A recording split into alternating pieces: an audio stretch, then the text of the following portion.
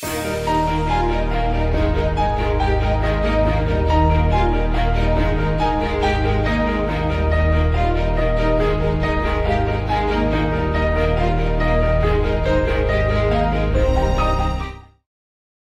students to the class assignments of the chapter Some Basic Concepts of Chemistry. Let's see. প্রথমে আমরা class অ্যাসাইনমেন্টের question number 1 এর দিকে একটু ফোকাস করব। দেখব কোয়েশ্চেন নাম্বার 1 এ এটা একটা অ্যাভারেজ অ্যাটমিক ওয়েটের কোয়েশ্চেন।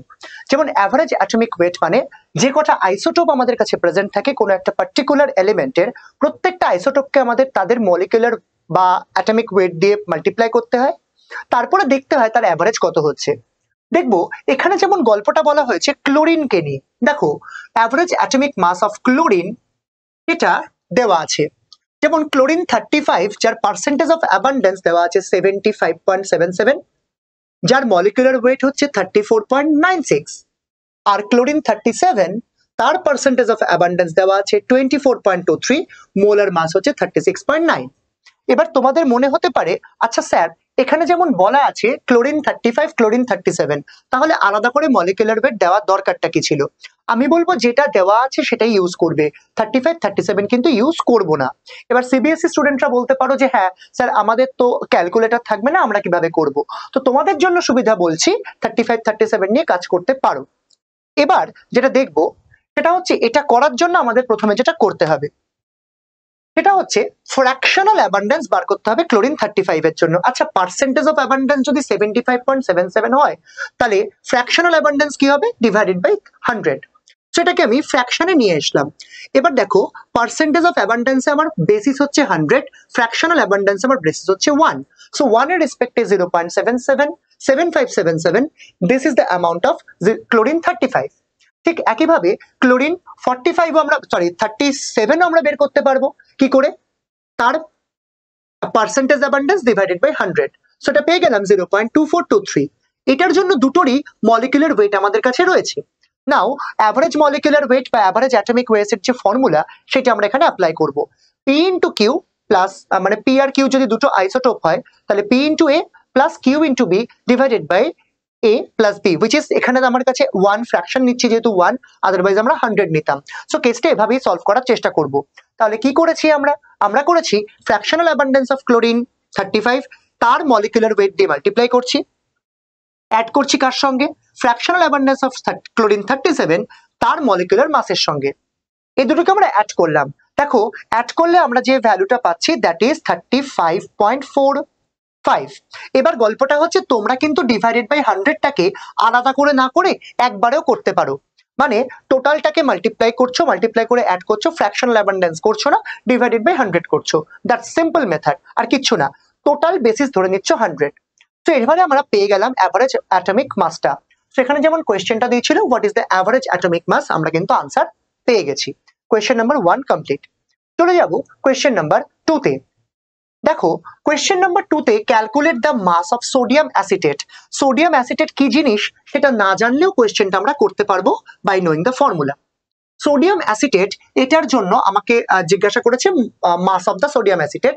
যদি আমি 500 ml 0.375 মোলার অ্যাকুয়াস সলিউশন বানাই। Now, what do you mean by 0.375 molar aqueous solution? দেখো it's very simple. 0.375 moles of sodium acetate এটা 500 ml এর মধ্যে প্রেজেন্ট আছে, মানে আমাকে বলেছে 1000 ml এর মধ্যে প্রেজেন্ট আছে।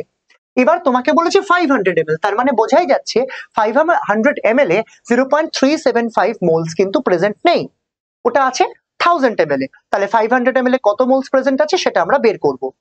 সেটা করার জন্য প্রথমে যেটা করতে হবে 0.375 যেটা আমাদের কাছে মোলস রয়েছে, 0.375 মোলস কোথায় আছে?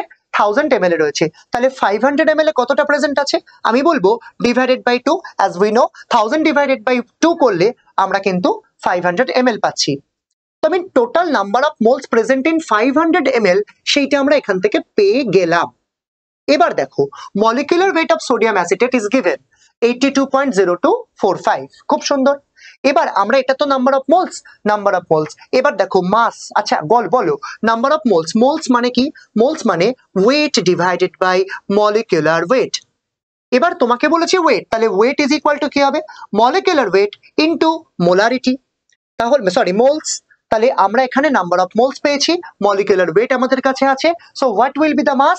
মাস will be equal to 0.375 into 82.0245। তাহলে আমরা কি করলাম, মলিকুলার ওয়েট আর তোমার কাছে যেটা ছিল নাম্বার অফ মোলস, দুটোকে মাল্টিপ্লাই করলে we will get the mass of sodium acetate. তো সোডিয়াম অ্যাসিটেটের মাস আমরা পেয়ে গেলাম 15.3795। এটা হচ্ছে সোডিয়াম অ্যাসিটেটের মাস। এটাই তোমাকে জিজ্ঞাসা করেছিল যে 500 ml বানাতে কতটা সোডিয়াম অ্যাসিটেট লাগবে। So this is our answer. Question number 2 complete.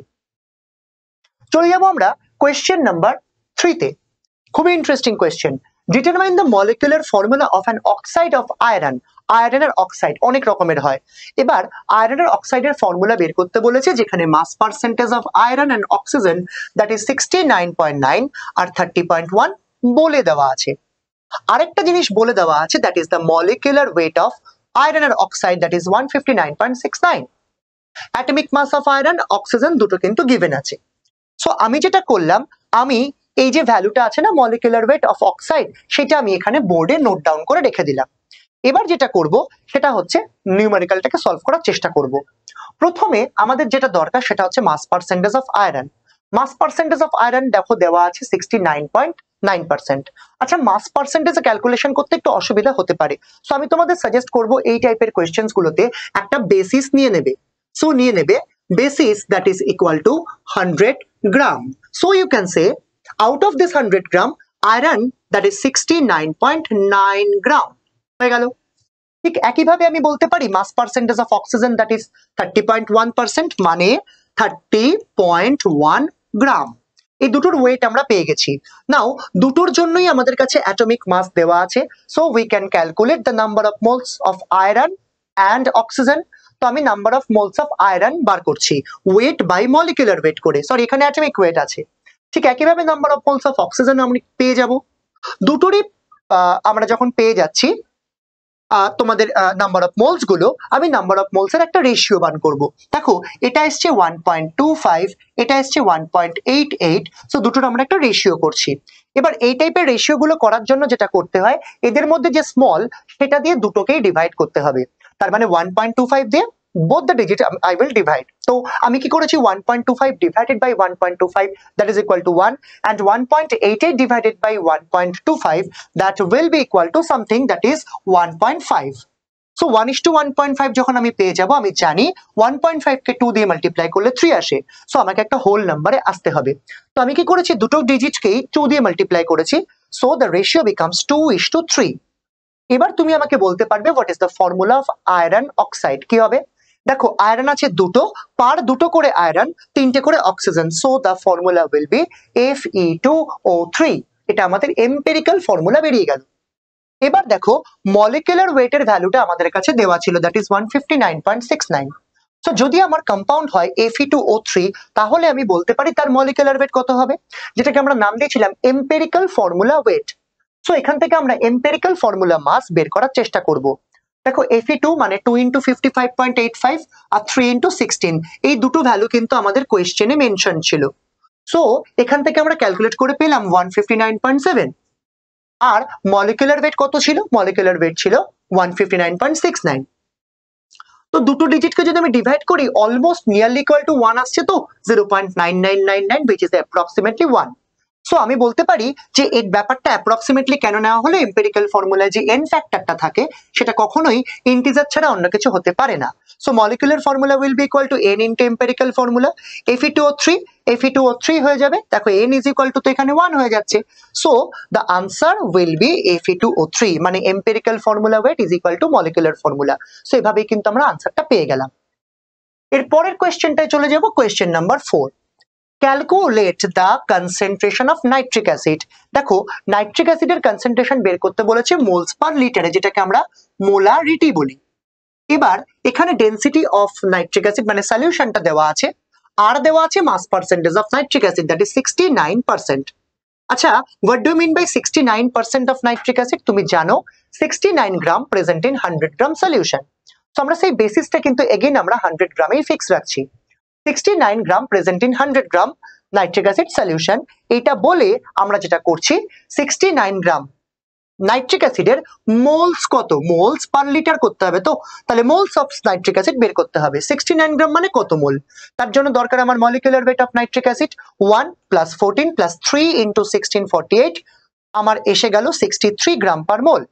নাও 69 গ্রাম মানে কত মোল, 69 divided by 63 will be equal to 1.095 mol weight by molecular weight again।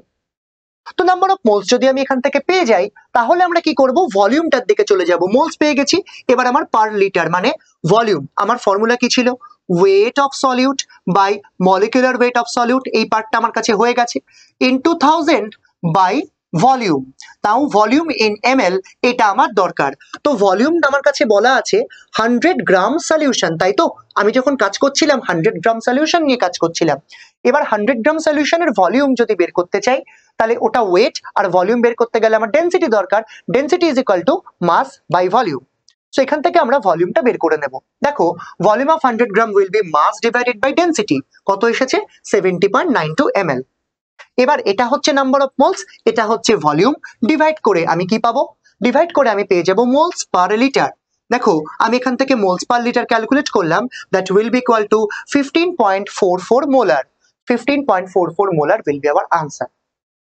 চলে গেলাম কোয়েশ্চেন নাম্বার 4। এইবার যাব কোয়েশ্চেন নাম্বার 5 এ। দেখো বোরনের দুটো আইসোটোপ বাজারে পাওয়া যাচ্ছে, একটা হচ্ছে যার মলিকুলার ওয়েট হচ্ছে অ্যাটমিক ওয়েট হচ্ছে 10, আরেকজনের অ্যাটমিক ওয়েট হচ্ছে 11। নাও দুটো আইসোটোপের পার্সেন্টেজ অফ অ্যাবান্ডেন্স জানতে চেয়েছে, যদি আমার অ্যাভারেজ অ্যাটমিক ওয়েট হয় 10.8। ভেরি ইন্টারেস্টিং, এটাও সেই পি আর কিউ এর ফর্মুলা দিয়ে কাজ করতে হবে। তো কি করব, কোয়েশ্চেনটা একটু ভালো করে দেখে নাও। মলিকুলার মাস দুটো দেওয়া আছে, অ্যাটমিক মাস দুটো দেওয়া আছে, আর অ্যাভারেজ অ্যাটমিক মাস বলে দিয়েছে। এটা করার জন্য পার্সেন্টেজ অফ অ্যাবান্ডেন্স বার করতে হবে বোরান 10 এর। আমি ধরে নিলাম percentage of abundance that is x, মানে বেসিস যদি 100 গ্রাম হয় তার মধ্যে এক্স গ্রাম হচ্ছে বোরান 10, তাহলে বোরান 11 কত থাকবে 100 মাইনাস এক্স। সো আমি বলতে পারি average atomic mass equal to percentage of abundance into atomic mass by total. তাহলে পার্সেন্টেজ অফ অ্যাবান্ডেন্স আমি যদি অ্যাভারেজ অ্যাটমিক মাস বের করতে চাই, আচ্ছা এক্স গ্রাম কে আছে, বোরান 10, তাহলে x into 10। 100 minus x gram কে আছে, বোরান 11, তার মানে 100 minus x into 11 divided by total weight কত, আমি বেসিস নিয়েছিলাম 100 গ্রাম, তাহলে 100 গ্রাম দিয়ে ডিভাইড করব। সো এখান থেকে আমরা জানতে পারছি যেটা অ্যাভারেজ অ্যাটমিক মাস। নাও কোয়েশ্চেনে মেনশন ছিল average atomic mass that is 10.8, আমি এখানে 10.8 ইকুয়াল করে দেবো। এবার এখান থেকে জাস্ট তুমি ডিটারমাইন করবে what is the value of x. দেখো এখান থেকে এক্স এর ভ্যালু আসছে 20, সো 100 মাইনাস এক্স কত আসবে, দ্যাট উইল বি 80। এই ছিল আমাদের এই কোয়েশ্চেন, বোরানের question. So it's very simple. চলে যাবো কোয়েশ্চেন নাম্বার 6 এ, যেখানে হাইড্রোজেন গ্যাসের প্রিপারেশনের একটা প্রসেস আছে। দেখো হাইড্রোজেন গ্যাস অনেক রকম ভাবে প্রিপেয়ার করা যায়, যার মধ্যে খুবই এসেনশিয়াল একটা মেথড হচ্ছে জিঙ্ক প্লাস HCl এর রিঅ্যাকশন। এখান থেকে হাইড্রোজেন গ্যাস রিলিজ হয়। নাও হাইড্রোজেন গ্যাস তো রিলিজ হলো, তোমাকে বলেছে যে এই রিঅ্যাকশনটার মধ্যে যদি আমি এসটিপি তে রিঅ্যাকশনটাকে কন্ডাক্ট করি আর 32.65 গ্রাম জিঙ্ক ইউজ করি, তাহলে সেখান থেকে কতটা ভলিউম অফ হাইড্রোজেন গ্যাস বেরিয়ে আসবে। এটা আমাদের একটা স্টয়চিওমেট্রি রিলেটেড কোয়েশ্চেন। সো আমাদের প্রথমে যেটা করতে হবে, নাম্বার অফ মোলস এর একটা হিসাব করে নিতে হবে। চলো আমরা সেই হিসাবটা করছি। দেখো আমাদের রিঅ্যাকশনটাতে দেওয়া ছিল, রিঅ্যাকশন থেকে আমি বলতে পারি 1 mol zinc that is reacting with 2 moles of HCl will produce 1 mol of zinc chloride and 1 mol of H2। নাও এবার আমাদের কাজটা খেলাটা খেলতে হবে। কি খেলতে হবে, অ্যাটমিক মাস অফ জিঙ্ক সেটা আমাদের জানতে হবে কত। যদি না জানো আমি বলে দিচ্ছি, দ্যাট ইজ 65.3, আর উল্টোটা মানে 63.5, এটা হচ্ছে কপারের জন্য। নাও দরকার নেই আমার কপার। এবার 65.3 গ্রাম যদি আমার 1 মোল হয়, তাহলে তো আমি বলতে পারি যে 1 মোলের জন্য হাইড্রোজেন গ্যাস লাগছে 1 মোল। তাহলে 1 মোলের ভলিউম কত, 22.7 লিটার, কোয়েশ্চেনে মেনশন ছিল। নাও 65.3 গ্রাম জিঙ্ক আমাকে দেয়নি, আমাকে দিয়েছিল 32.65 গ্রাম জিঙ্ক।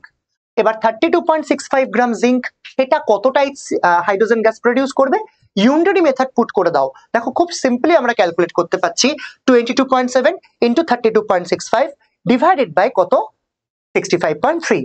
সো ক্যালকুলেট করবে, your answer will B 11.35 litre. এইটা হচ্ছে আমাদের কোয়েশ্চেন নাম্বার 6 এর আনসার। Got it. চলে যাব কোয়েশ্চেন নাম্বার 7 এ।